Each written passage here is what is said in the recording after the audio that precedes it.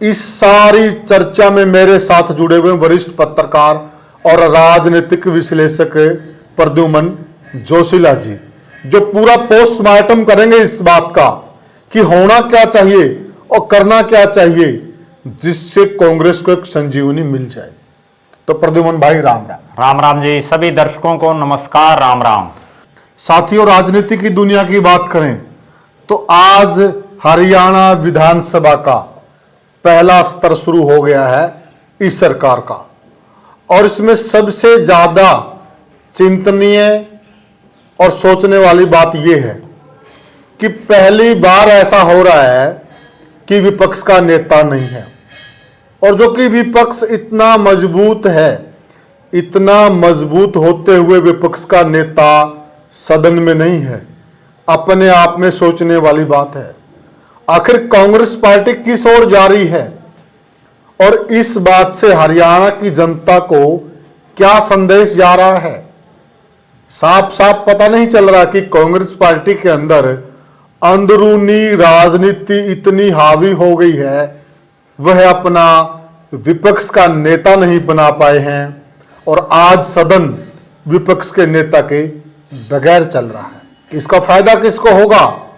जाहिर सी बात है, सीधा सीधा सत्ता पक्ष को। सत्ता पक्ष आक्रमण भी करेगा और जनता में कहीं न कहीं एक चीज का मैसेज भी देगा कि कांग्रेस पार्टी आज इतनी गर्त में चली गई है, वह अपना नेता तक नहीं बना सकते हैं। इस सारी चर्चा में मेरे साथ जुड़े हुए वरिष्ठ पत्रकार और राजनीतिक विश्लेषक प्रद्युमन जोशीला जी, जो पूरा पोस्टमार्टम करेंगे इस बात का कि होना क्या चाहिए और करना क्या चाहिए जिससे कांग्रेस को एक संजीवनी मिल जाए। तो प्रद्युमन भाई राम राम। राम राम जी, सभी दर्शकों को नमस्कार, राम राम। प्रद्युमन भाई, क्या रास्ता है कांग्रेस के पास? क्योंकि जो हो रहा है जी, जो हम देख रहे हैं वो सही नहीं हो रहा कांग्रेस के लिए, ये तो हम साफ साफ कह सकते हैं।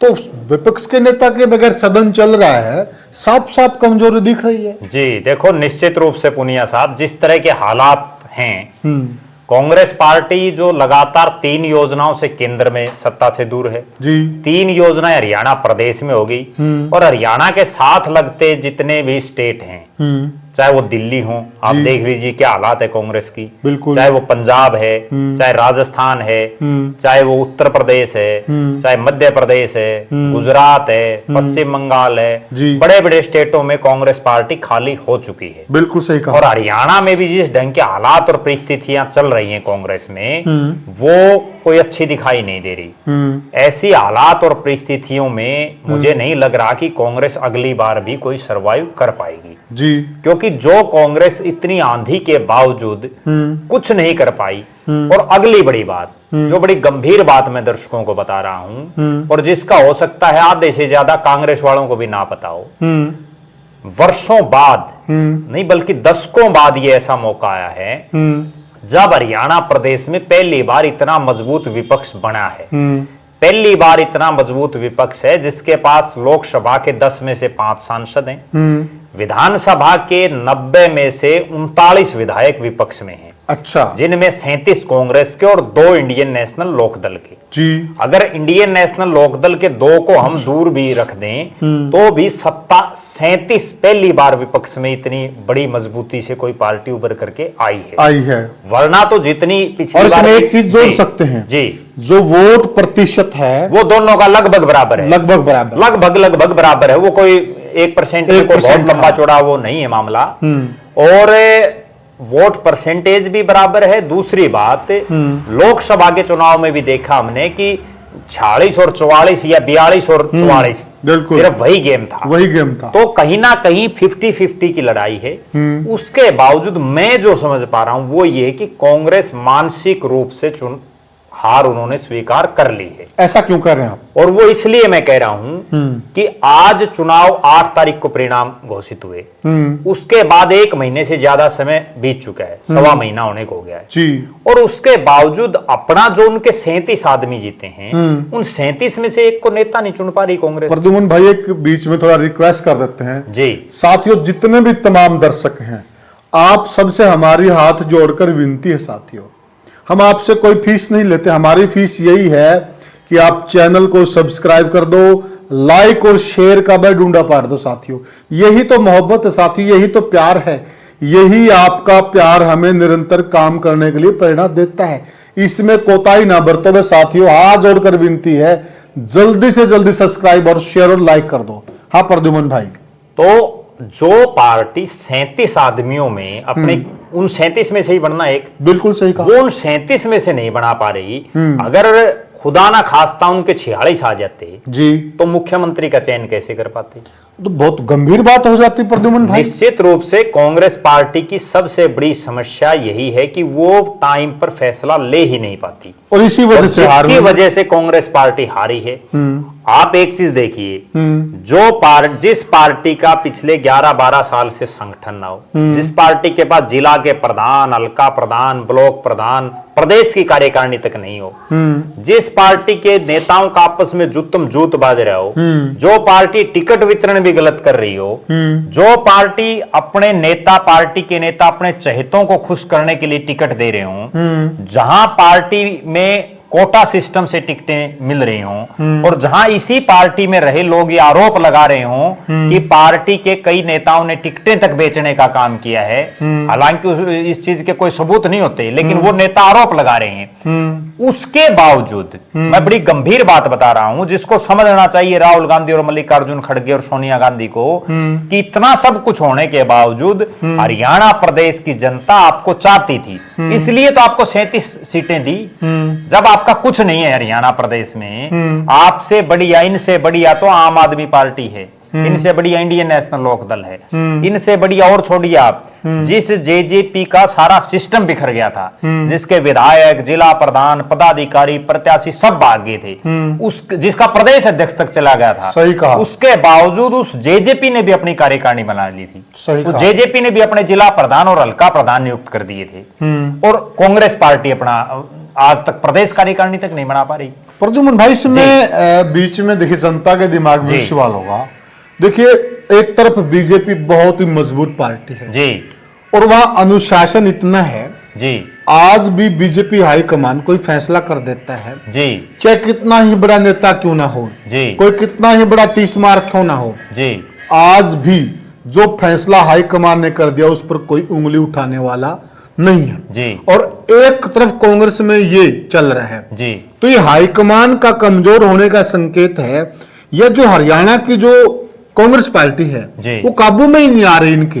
देखो, निश्चित रूप से आप जो बात कह रहे हो वो बात बिल्कुल सही है, और भारतीय जनता पार्टी आज ठीक है राज में है, नरेंद्र मोदी तीसरी बार लगातार प्रधानमंत्री बने हैं, लेकिन जब बीजेपी राज में नहीं थी, ये अनुशासन उनमें तब भी था, भले ही उनकी गिनती के लोग थे उसमें, भले इसलिए वो राज में भी आए हैं, इसलिए वो धीरे धीरे संघर्ष करके राज में भी आए, वरना मैंने खुद मेरी आंखों से ये चीजें देखी हैं। इस हार की आपको एक हकीकत बताता हूँ, बीजेपी की कोई मीटिंग होती जिला स्तर की, तो उसमें 10 समोसे अगर मंगा लिए जाते तो वो भी 2 वापिस देने पड़ा करते, 8 आदमी आया करते मीटिंग में, और आज वही भारतीय जनता पार्टी है जिसने जो है तीसरी बार हरियाणा प्रदेश में सरकार बनाई है, केवल और केवल एक चीज, अनुशासन। और एक और बड़ी गंभीर बात बताऊं, जिस घर में 20 चौधरी हो जाएंगे वो घर चलेगा नहीं। तो दर तो देखो एक आदमी को देनी पड़ेगी। पहले आज से मतलब 10, आप तो ठीक है संयुक्त परिवार नहीं है घरों समाज में, बहुत कम रह गए हैं, लेकिन आज से 25, 30, 40 साल पहले अगर आप देखेंगे, दर्शक भी उस बात को देखेंगे कि जो संयुक्त परिवार थे उसमें 5 भाई हैं कहीं, तो उसमें लेना देनी चौधर जो वो एक ही किया करता, ठीक है, और सारा सिस्टम का वही जिम्मेवार हुआ करता।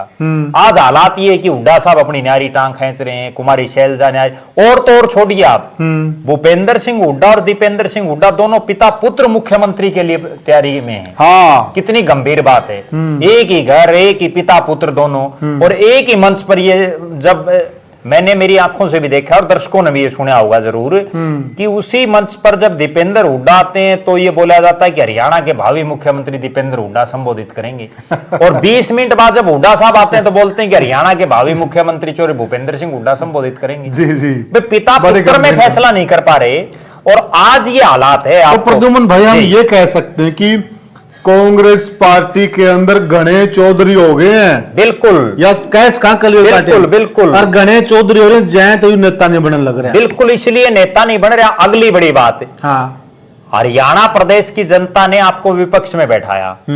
आपका ये भले ही कांग्रेस के शीर्ष नेतृत्व को भी और प्रदेश के नेतृत्व को भी तुरंत प्रभाव से नेता प्रतिपक्ष की घोषणा करनी चाहिए। उसका कारण क्या है?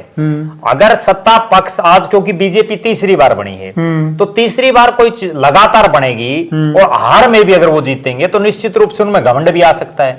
वो इस तरह के उल जलूल के फैसले भी कर सकते हैं जो लोगों के हित में ना हो। अगर आपके पास कोई नेता ही नहीं है जो जनता की आवाज उठा सके, विपक्ष का मतलब क्या है? विपक्ष का मतलब यह है कि लोगों की आप आवाज उठाइए। और देखिए प्रद्युमन भाई, आप ये देखिए, संयोग देखिए जी, या दुर्भाग्य देखिए कांग्रेस पार्टी का, इस वक्त खाद के लिए किसान लाइनों में लगा हुआ, बिल्कुल, महंगाई बिल्कुल ऊपरी स्तर पर है जी।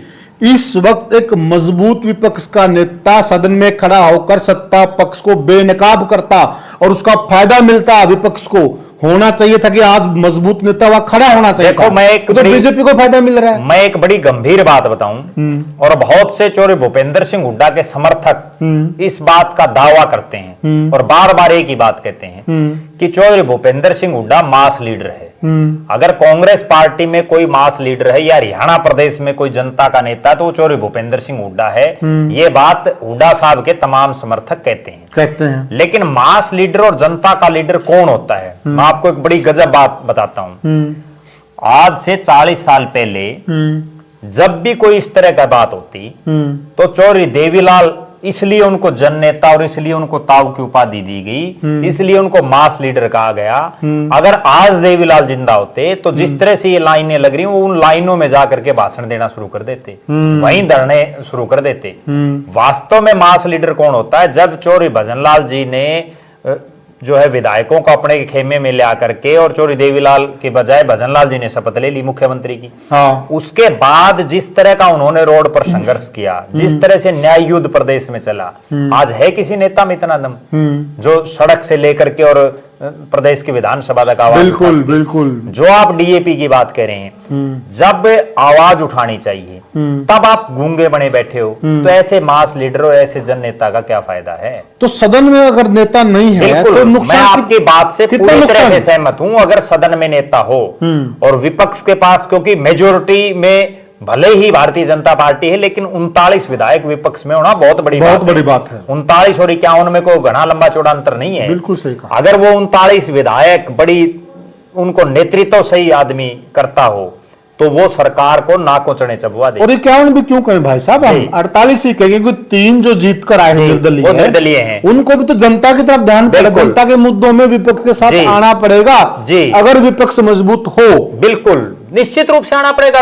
वो तो निर्दलीय सिर्फ इसलिए, अगर कांग्रेस की ज्यादा आ जाते हो कांग्रेस की तरफ चले जाते हैं, वो तो जिसका राज है उसके साथ जाएंगे। लेकिन विपक्ष का नेता सबसे जरूरी है। हम 42 और 48 कहेंगे। मैं एक और बड़ी गंभीर बात बताऊं, चौधरी भूपेंद्र सिंह हुड्डा ने रोहतक में एक प्रेस कॉन्फ्रेंस में एक बात कही कि हमारी पार्टी का शीर्ष नेतृत्व महाराष्ट्र के चुनाव में बिजी है। भाई इतना भी बिजी है क्या शीर्ष नेतृत्व? जो एक, अगर मान लीजिए हरियाणा में बहुमत आ जाता तो भी क्या आप मुख्यमंत्री नहीं बनाते? ठीक बात है, जिस तरह की आप बयानबाजी कर रहे हैं। दूसरी बात, और ये जनता के गले उतर जाएगी ये बात। लोगों को तो बहकाना है, किसी भी तरह से बहका लो। आप ये क्यों नहीं मानते? चौधरी भूपेंद्र सिंह हुड्डा को ये बयान देना चाहिए कि हमारे यहाँ अभी तक विधायकों में एक रायशुमारी नहीं बन पाई। सीधी बात तो ये है, अगर एक रायशुमारी बनती तो कांग्रेस आला कमान के पास भेजने की जरूरत ही नहीं थी। आप बीजेपी ने किस तरह से विधायक दल का नेता चुना? विधायक दल का नेता बीजेपी ने भी चुना। अमित शाह जी आए, यहां 2 विधायकों ने, अनिल विज और कृष्ण बेदी जी ने नायब सिंह सैनी का नाम उनके सामने प्रपोजल कर दिया। और जो कहा जा रहा था कि अनिल विज जी नाराज है, चिट्ठी उन्हीं से प्रस्ताव करवा दिया। दोनों ने प्रस्ताव किया, बाकियों ने हाँ भर ली। ये होता है अनुशासन साथियों। 37 विधायक जब चंडीगढ़ में इकट्ठे हुए तो उस टाइम पे 2 नेता, कोई भी 2 नेता, किसी भी नेता का जिस पर सहमति होती, अगर सहमति थी तो उसका नाम प्रपोजल में रखते, बिल्कुल, और वहीं हाथ खड़े होकर सहमति हो जाती। बिल्कुल। लेकिन केवल लोगों को गुमराह करना, वास्तविकता क्या है? वास्तविकता ये है, मैं जो समझ पा रहा हूं, चौधरी भूपेंद्र सिंह हुड्डा हर हालात और हर कीमत पर नेता प्रतिपक्ष का पद अपने पास रखना चाहते हैं, और उसका कारण भी यही है कि अगर इस बार उनके पास नेता प्रतिपक्ष का पद नहीं होगा तो जो लोग आज जिस उम्मीद में उनके साथ जुड़े हुए थे उनमें से काफी तो इसलिए कम हो गए कि सत्ता नहीं आई, वो जाना बंद कर गए, और जो अब बचे हुए हैं अगर नेता प्रतिपक्ष नहीं मिला तो वो भी भाग जाएंगे। ये देख लेना आप, क्यों भाग जाएंगे? क्योंकि गुड़ के ऊपर ही जो है मक्खियां भिन भिनाती हैं, मतलब जहां माड़ दिखता है वहीं नेता जाते हैं। जहां माड़ का मतलब ये कि चौधर, जहां चौधर दिखाई देती है, जहां यूं लगता है कि एक उम्मीद है।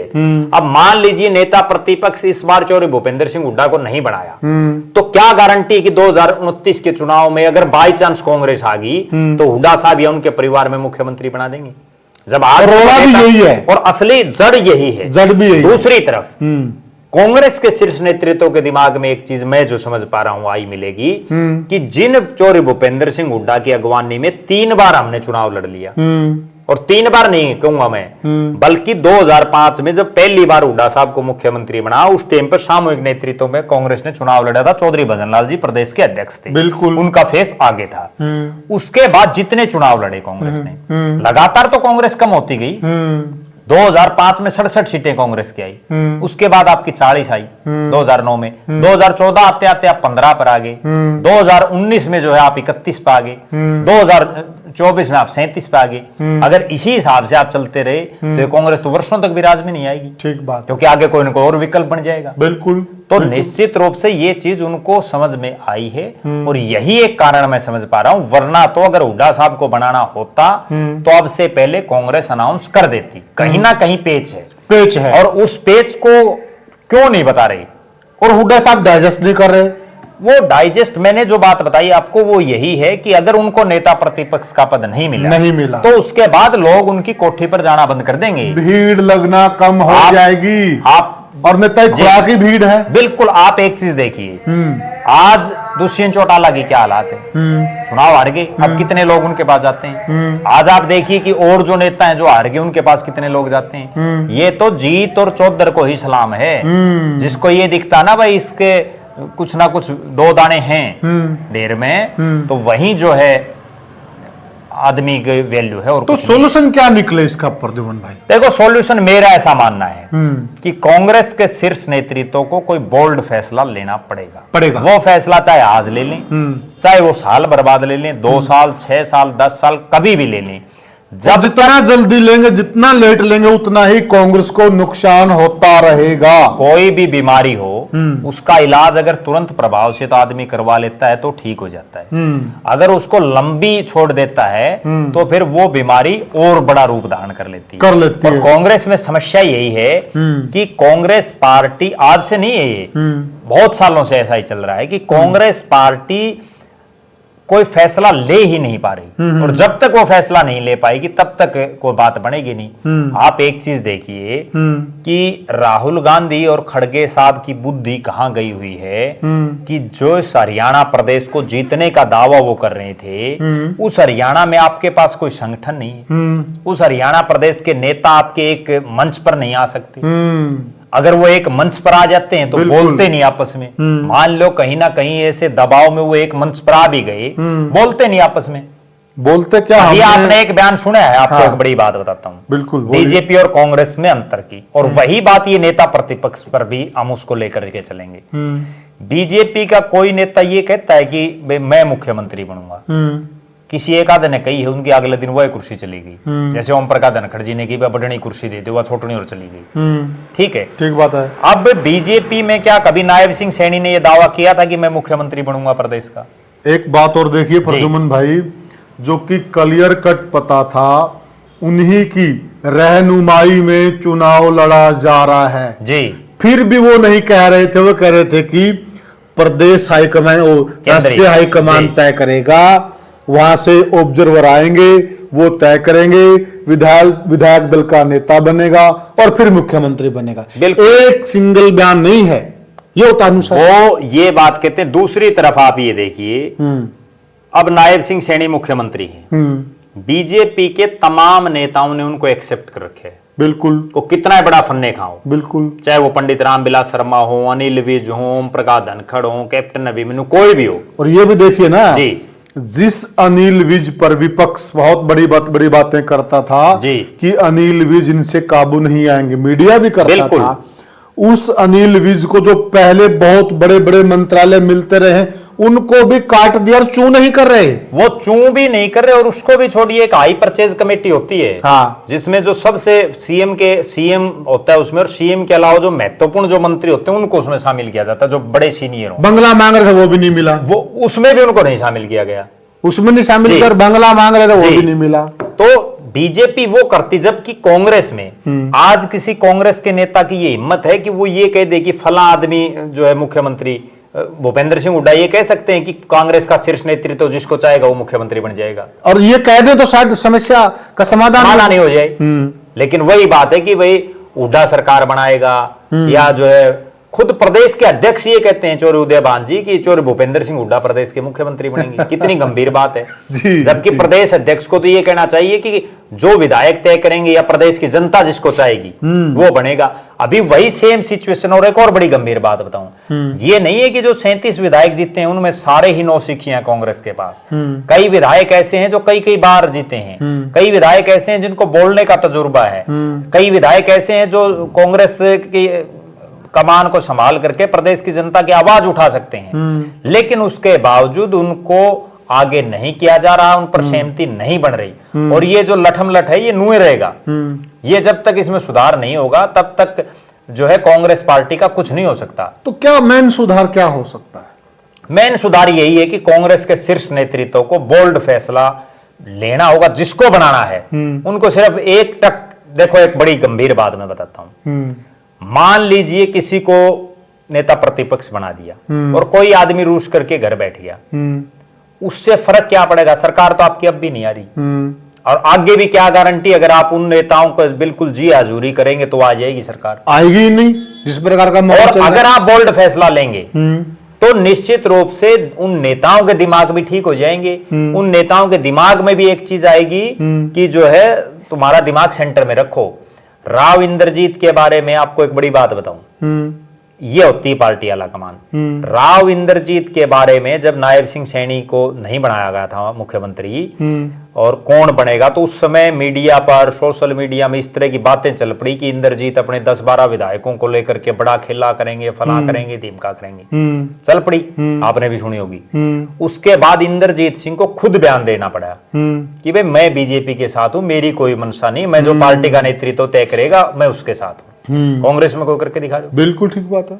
इसीलिए जो सबसे बड़ी चीज है अनुशासन। आप हारे जीते। एक चीज और देखिए ना, पिछली बार जब बीच में मनोहर लाल खट्टर को हटाया गया, नायब सिंह सैनी को कुर्सी पर बैठाया गया जी, उस वक्त अनिल विज को वही बड़े मंत्रालय दिए जा रहे हैं जी, मंत्री पद के लिए उनका नाम बोल दिया था जी, शपथ लेने की वो लोग नहीं आए, रूठ कर बैठ गए जी। उसके बाद बीजेपी ने उनकी कोई जी हजूरी नहीं की, बिल्कुल उनको अपनी जगह दिखा दी। जी। कोई उनको यह नहीं बोलने के लिए गया कि आप आ जी। जाइए, आप शपथ ले लीजिए, कोई बात नहीं है जी। धीरे धीरे अनिल विज अपने आप लाइन पे आ गए। देखो निश्चित रूप से आपको अनुशासित फैसले लेने पड़ेंगे।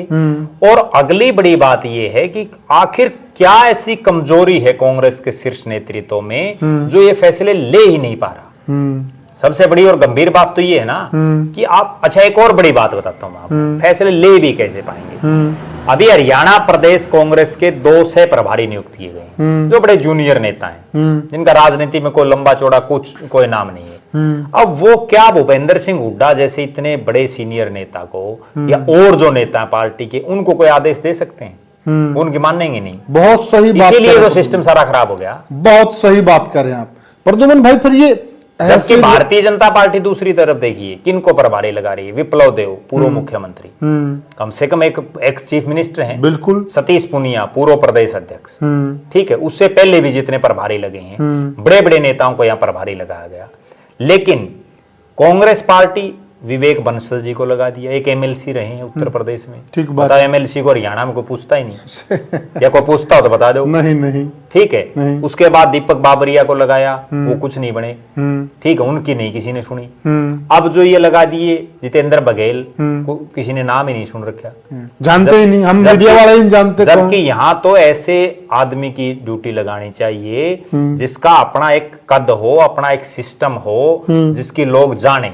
तो प्रद्युमन भाई, थोड़ा सा दर्शकों के दिमाग में भी ये सवाल आ रहा होगा, ये ऐसे ऐसे जो इस स्तर के नेता प्रभारी बनाए जाते हैं जी, दरअसल फिर ये तो हाईकमान की चूक है। बिल्कुल। तो हाईकमान क्या कर रहा है? आप निश्चित रूप से हाईकमान की चूक है। हाईकमान को ये समझ ही नहीं आ रहा कि हरियाणा जैसा ऐसा राज्य जो राजनीतिक रूप से देश के जो बाकी राज्य है ना, उनसे हरियाणा में राजनीति का सतर काफी अप है, क्योंकि हम दिल्ली को 3 तरफ से घेरे हुए हैं और हरियाणा के जितने राजनीति का जिनका थोड़ा भी चस्का है वो सारे लोग दिल्ली जाते हैं। जबकि अब केरल का है, कोई आंध्र प्रदेश का है, कर्नाटक का, वो दिल्ली थोड़े आते हैं। नहीं। लेकिन होता क्या है कि यहाँ ऐसे ऐसे लोगों को प्रभारी लगा दिया जाता है जिसकी आप एमएलए एमपी तो छोड़िए, एक वार्ड सदर का आदमी भी नहीं मानता।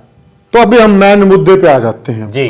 अभी जो विपक्ष का नेता है जी, आज नहीं है, सदन चल रहा है जी। और बड़ी दुर्भाग्य की बात है विपक्ष के लिए। जी, तो आप 4-5 बड़े नुकसान बता दीजिए आज की सिचुएशन में अगर विपक्ष का नेता नहीं है। देखो, सबसे बड़ा नुकसान तो यह है कि भारतीय जनता पार्टी बिल्कुल फ्रंट फुट पर खेलेगी जी, उसको किसी से कोई ना दबने की जरूरत है, ना किसी से कोई जवाब देने की जरूरत है। ठीक है। क्योंकि अब वहां जितने बैठे हैं वो केवल विधायक हैं, विपक्ष का नेता कोई नहीं है। दूसरी जो बड़ी बात है वो ये है कि प्रदेश की जनता के दिमाग में भारतीय जनता पार्टी भी ये मैसेज देगी और वैसे भी ये मैसेज चला जाएगा कि कांग्रेस हरियाणा में खात्मे की तरफ है।